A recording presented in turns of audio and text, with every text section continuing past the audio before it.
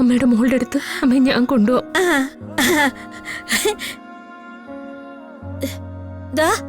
ഇവരാരും ഞാൻ പറയുന്നത് കേൾക്കുന്നില്ല മോളെ. സ്നേഹേ, നിങ്ങൾ ആരും എന്താ അമ്മ പറഞ്ഞ കേൾക്കാത്ത?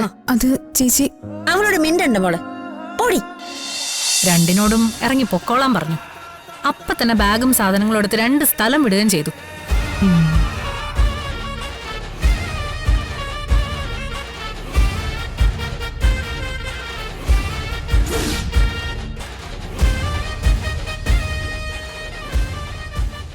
ശരിക്കും അവര് തന്നെയാണോ ആ കേസിന്റെ ഒക്കെ പിന്നില്? അവര് മാത്രമാവാൻ വഴിയില്ല. അവരുടെ കയ്യില് അതിനുള്ള സാമ്പത്തികമൊന്നും ഇല്ല. പക്ഷേ അവർക്ക് പിന്നിൽ മറ്റാരോ ഉണ്ട്. അവരുമായി ഒരു ബന്ധമില്ലാത്തൊരു സുഗതൻ മേനോനാ ഈ കേസ് കൊടുത്തിരിക്കുന്നത്. അനിരുദ്ധന്റെ മരണം ക്ലീനായ ഒരു കൊലപാതകമാണ്. അവന്തിക തന്നെയാണ് ചെയ്യുന്നുള്ള എല്ലാ തെളിവുകളും നമ്മുടെ കയ്യിലുണ്ട്. ആ കേസില് നിങ്ങളാണ് വാദി. അനിരുദ്ധന് വേണ്ടി അത്രയെങ്കിലും ചെയ്യാൻ എനിക്ക് സന്തോഷമേ ഉള്ളൂ. അവന്തിക ഒരു പാവമായതുകൊണ്ടാ ഇവരൊക്കെ ഇങ്ങനെ ദ്രോഹിക്കുന്നത്. അവരൊന്നും ഇവിടെ കയറ്റി താമസിപ്പിക്കാൻ തന്നെ പാടില്ലായിരുന്നു. എന്ത് പറയാനാ സമൃദ്ധേ? വാടക വീട്ടിൽ നിന്ന് ഇറക്കി വിട്ട് പ്രായപൂർത്തിയായ പെൺകുട്ടിയും കൊണ്ട് വേറെ എങ്ങോട്ടും പോവാനില്ല എന്നൊക്കെ പറഞ്ഞ് കയറി വന്നാ എങ്ങനെ ഇറക്കി വിടാനാ? ഒരു കഷ്ടം തോന്നി നിർത്തിയതാ.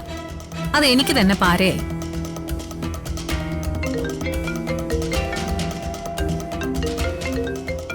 ഒരു മിനിറ്റേ, ഞാൻ ഈ കോളൊന്ന് എടുത്തോട്ടെ.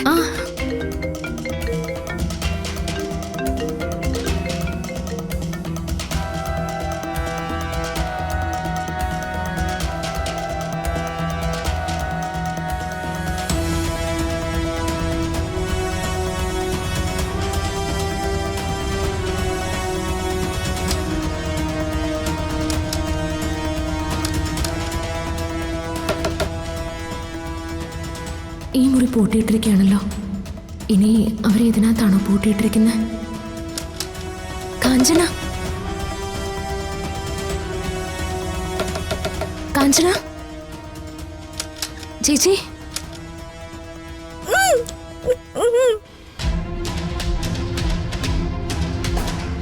കാഞ്ചന,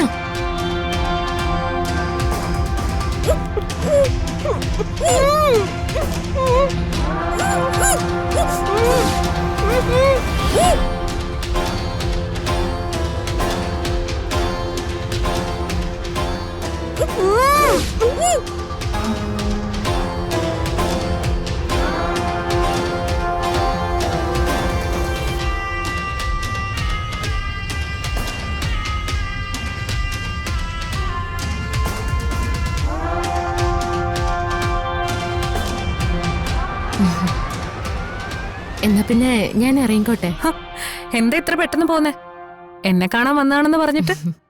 വന്ന കാര്യം കഴിഞ്ഞല്ലോ. അല്ല, അവന്തിയെ കാണണമെന്ന് മാത്രമേ ഉണ്ടായിരുന്നുള്ളൂ ഉദ്ദേശം. എന്തായാലും അത് സാധിച്ചല്ലോ.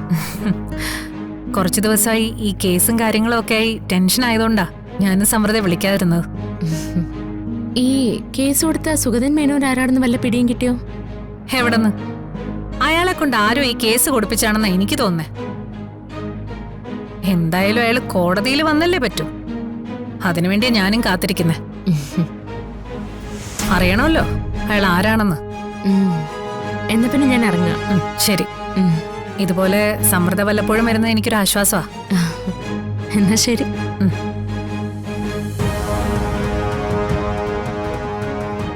ഇവളെന്തിനാ എന്നെ കാണാൻ വന്നാണെന്ന് പറഞ്ഞിട്ട് പെട്ടെന്നങ്ങ് പോയത്? എന്തായാലും ഇവൾക്ക് ഓർമ്മ തിരിച്ചു കിട്ടാത്തത് എന്റെ ഭാഗ്യം.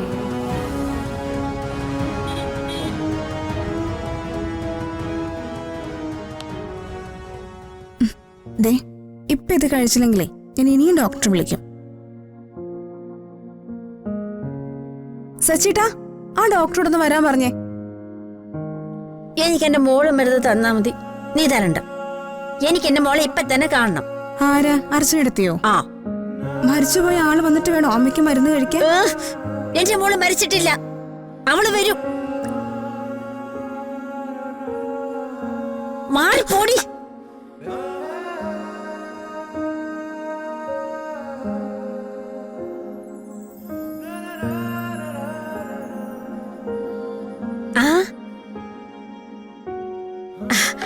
ആയിഷ മോളെ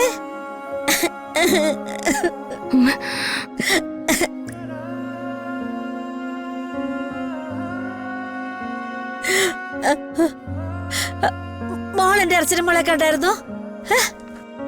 എനിക്ക് അവളെ കാണാൻ കൊതിയാവുന്നു മോളെ.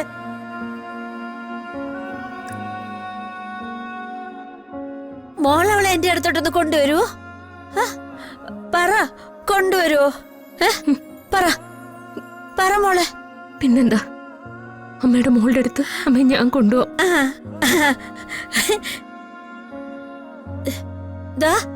ഇവരാരും ഞാൻ പറയുന്നത് കേൾക്കുന്നില്ല മോളെ. സ്നേഹേ, നിങ്ങൾ ആരും എന്താ അമ്മ പറഞ്ഞ കേക്കാത്ത? അത് ചേച്ചി, അവളോട് മിണ്ടണ്ട മോളെ. ഓടി മോള് വാ വാ. ആ, അമ്മയുടെ അടുത്തിരിക്ക.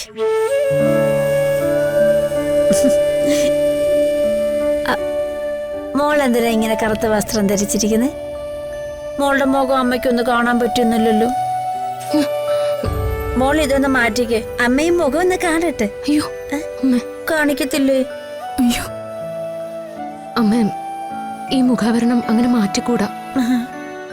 എനിക്ക് അമ്മയെ കാണാലോ, അത് മതി.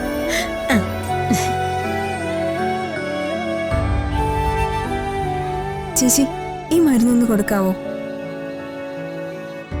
ഞാൻ നിർബന്ധിച്ച് നോക്കിയിട്ടും കഴിച്ചില്ല. ഇങ്ങതാ, ഞാൻ കൊടുക്കാം.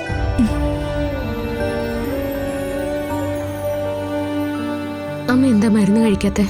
എനിക്ക് വേണ്ട മോളെ, എനിക്ക് എന്റെ മോളുടെ അടുത്തേക്കൊന്ന് പോയാ മതി. മോളുടെ അടുത്ത് അമ്മയെ ഞാൻ കൊണ്ടുപോവാന്ന് പറഞ്ഞില്ലേ? ഇപ്പൊ ഈ മരുന്ന് കഴിക്ക. ദേ, മരുന്ന് കഴിച്ചില്ലെങ്കിൽ ഞാൻ പിണങ്ങും. ഞാൻ അമ്മയുടെ മോളെ പോലെയാണെന്നല്ലേ അമ്മ പറയുന്നേ? അത് സത്യമാണെങ്കിൽ ഈ മരുന്ന് കഴിക്കണം. കഴിക്കേ.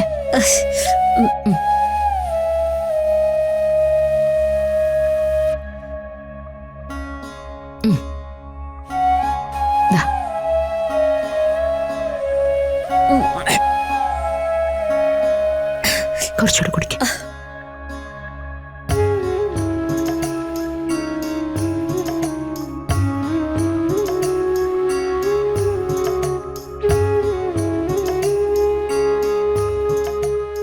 ഈശ്വര, ഞാൻ കാരണം എൻ്റെ അമ്മയുടെ അവസ്ഥ ഇങ്ങനെയായല്ലോ. അമ്മയുടെ മുമ്പിൽ വെച്ച് ഒന്ന് കരയാൻ പോലും പറ്റുന്നില്ലല്ലോ.